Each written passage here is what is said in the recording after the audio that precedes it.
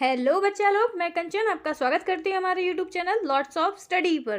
तो देखिए, मेरा जैसा कि आपका मंडे को समाज विज्ञान का पेपर है, तो आपको इसके लिए इंपॉर्टेंट क्वेश्चन जैसे आपके एग्जाम में कौन कौन से आ सकते हैं, तो वो मैंने लिए हैं इंपॉर्टेंट सारे। तो देखिए, हम यहाँ स्टार्ट करते हैं। तो देखिए, पहला क्वेश्चन जो कि इंपॉर्टेंट है आपका है, पारिस्थितिक तंत्र से आप क्या समझते हैं। तो ये क्वेश्चन आपके लिए इंपॉर्टेंट है। मैंने आंसर सहित आपको सारे क्वेश्चन दिए हैं जिससे आपको प्रॉब्लम ना आए। अगला क्वेश्चन है हमारा, अभ्यारण्य किसे कहते हैं। ये भी इंपॉर्टेंट क्वेश्चन है हमारा। अगला है, केंद्रीय वन आयोग क्या है। तो देखिए, ये भी इंपॉर्टेंट है आपके लिए। तो ये सारे क्वेश्चन आप याद कर लीजिए, इंपॉर्टेंट है आपके लिए। अगले क्वेश्चन पे चलते हैं हम। तो देखिए, अगला क्वेश्चन है हमारा, आग्नेय और कायांतरित चट्टानों के किन खनिज निर्माण से कैसे होते हैं। तो ये क्वेश्चन भी आपके लिए इंपॉर्टेंट है। आपको पढ़ना है और चीज़ें समझना है, बस उनको रटना नहीं है। हर चीज़ मैंने हमेशा बताया आपको समझ के करना है चीज़ें, तो ज़्यादा अच्छे से होंगी। अगले क्वेश्चन पे चलते हैं हम। अगला क्वेश्चन है हमारा, रबी व व्यापारिक फसलों से क्या आशय है और है जायद की फसल के बारे में बताइए। तो जैसा कि ये क्वेश्चन भी इंपॉर्टेंट है, आप इनके बारे में पढ़िए। और इसमें एक क्वेश्चन और है, रबी और खरीफ की फसल में अंतर। उस क्वेश्चन को भी आप याद कर लें। तो इस क्वेश्चन को आप याद कर लें, आपके लिए इंपॉर्टेंट होगा। अगले क्वेश्चन पे चलते हैं। तो देखिए, अगला क्वेश्चन है हमारा, पहले विश्व युद्ध के समय भारत का औद्योगिक उत्पादन क्यों बढ़ा। तो ये क्वेश्चन भी इंपॉर्टेंट है, इसको भी आप याद कर लीजिए। बार बार इसे आप लाइन याद करिए, पॉइंट्स पे याद करिए, तो आपको बहुत अच्छे से याद रहेगा।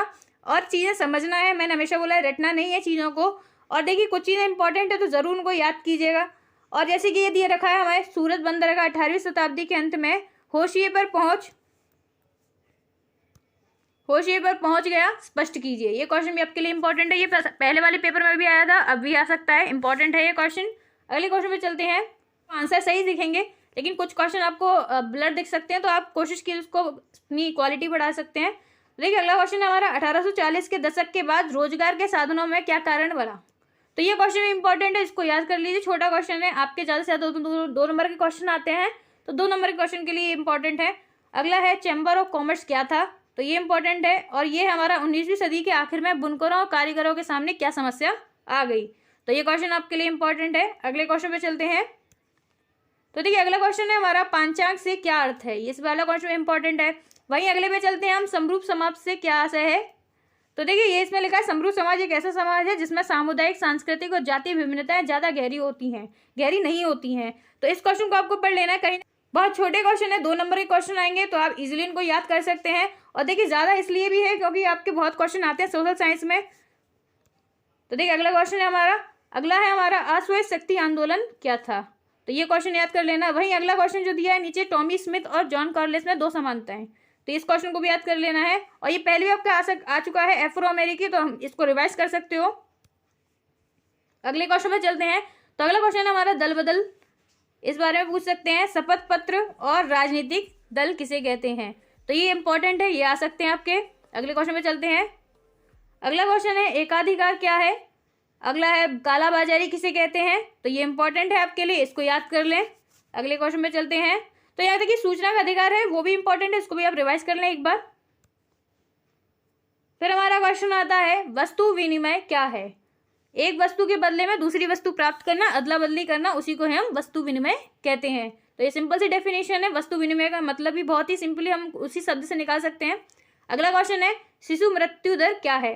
तो ये इंपॉर्टेंट है, इसको भी आप याद कर लें। किसी वर्ष में पैदा हुए 1000 जीवित बच्चों में से 1 वर्ष की आयु से पहले मर जाने वाले बच्चों का अनुपात शिशु मृत्यु दर कहलाता है। तो इसके याद कर लें। अगला क्वेश्चन है हमारा, साक्षरता दर क्या है। तो साक्षरता दर हमारा क्या है, 7 वर्ष या उससे अधिक आयु के लोगों में साक्षर जनसंख्या के अनुपात साक्षर दर कहलाती है। तो इसको भी आप याद कर लें। देखिए, इंपॉर्टेंट है और छोटे क्वेश्चन है, तो आप इजीली इनको याद कर सकते हैं। अगला क्वेश्चन है, परंपरागत और गैर परंपरागत ऊर्जा साधन में अंतर बताइए। तो देखिए, 4 अंतर इसमें लिखे हुए हैं, आप याद कर सकते हैं। अब जैसे आपको 2 याद है, अब आपके एग्जाम में कितने पूछते हैं वो डिपेंड है, लेकिन आप 4 याद कर लेंगे तो ज़्यादा अच्छा है। कम पूछेगा तो आप लिख सकते हैं। और देखिए, आपको 4 नंबर के क्वेश्चन में आ जाता है, तो आपको 4 अंतर लिखने पड़ेंगे। उस हिसाब से हम तैयारी करके चलते हैं।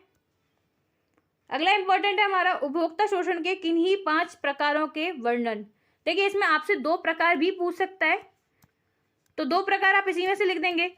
और अगर आपसे पूछता है कि प्रकार लिखिए, तो प्रकार के लिए आपको जितने आते हैं आप उतने लिख दीजिए। 5 आते हैं, 6 आते हैं, अब वो क्वेश्चन पे डिपेंड है। यदि 2 नंबर का क्वेश्चन है तो आप उसके 2 पॉइंट लिखिए। अगर वहीं 3 नंबर का आता है तो आप 3 पॉइंट लिखिए या 4 पॉइंट लिखिए। अगर अब वो बोल देता है कि अब 4 नंबर का क्वेश्चन है, तो आप जितना आपको आता है उतना आप लिख सकते हो। तो तो इस तरह आप कर सकते हो। अगले क्वेश्चन पे चलते हैं हम। तो देखिए अगला क्वेश्चन है, जैसा कि आपको मानचित्र में टिक लगाने के लिए आ जाते हैं कि मानचित्र में कौन सी जगह कहाँ पर है, तो ये क्वेश्चन भी आता है। इसके लिए आप क्या करना है, आपको इसके लिए आपको ये जो पैमाना आपको जो पूरा दे रखा है मैंने आपको, ये मानचित्र को अच्छे से याद कर लेना है कि कौन सी जगह कहाँ पर है। जैसे कि कोयला क्षेत्र, देखिए यहाँ पर डब्बा बना है, तो कोयला क्षेत्र कहाँ पर है, अगर आपके पास परीक्षा होते वहाँ से आप क्लियरली देख सकते हैं। तो वहाँ पर एक कोयला क्षेत्र, खाने, तेल क्षेत्र, सुरक्षित गैस, तो जो एरिया बने हुए हैं वहाँ पर जो पॉइंट लगे हुए हैं उधर से आप नोटिस कर सकते हैं कि कहाँ पर कोयला क्षेत्र है, कहाँ पर कोयला खाने हैं। आपको पेपर में मानचित्र दे देंगे, आपको वहाँ पर निशान लगाने होंगे। उसी तरह इसमें भी आप ये देखें कि इसमें आपको कहाँ से क्या लगाना है निशान। तो इसमें अगर आपको जगह बताते हैं, जगह बताना है, तो आप जगह बताएं। आपकी परीक्षा बोर्ड में दिया होगा क्लियरली कि क्या पूछा हुआ है और क्या हमको बताना है। तो देखिए आज मैंने आपको इंपॉर्टेंट क्वेश्चन बता दिए। अब इतने क्वेश्चन इसलिए भी बताए क्योंकि सामाजिक विज्ञान में ज़्यादातर क्वेश्चन के नंबर मिलते हैं और क्वेश्चन उसमें बहुत ज़्यादा आते हैं। अगर आप ज़्यादा क्वेश्चन करेंगे तभी आपको बेनिफिट है। एग्जैक्टली आपका पेपर आता नहीं है, आपको गेस पेपर लेके चलना है कितने क्वेश्चन आते हैं। तो देखिए अभी मैंने आपको जितने क्वेश्चन बताए, अगर आप इन्हीं को याद करते हैं तो काफ़ी बेनिफिट मिलने वाला है। एग्जाम में यही आ सकता है और कहीं ना कहीं यही आने की उम्मीद है, क्योंकि ये सारे क्वेश्चन इंपॉर्टेंट है और मैंने बिल्कुल इंपॉर्टेंट क्वेश्चन उठाए हैं जो कि आपके एग्जाम में आ चुके हैं और कहीं ना कहीं आने के चांसेस पूरे हैं। तो देखिए आज की आपको वीडियो अच्छी लगी हो तो चैनल को सब्सक्राइब करें, वीडियो को लाइक करें, ज़्यादा से ज़्यादा शेयर करें अपने दोस्तों के साथ, जिससे उनको भी नॉलेज मिले किस तरह क्वेश्चन आते हैं, कहाँ से उनको याद करना चाहिए। अगर आपको वीडियो अच्छी लगती है तो कमेंट में ज़रूर बताएं। बाकी आज के लिए धन्यवाद।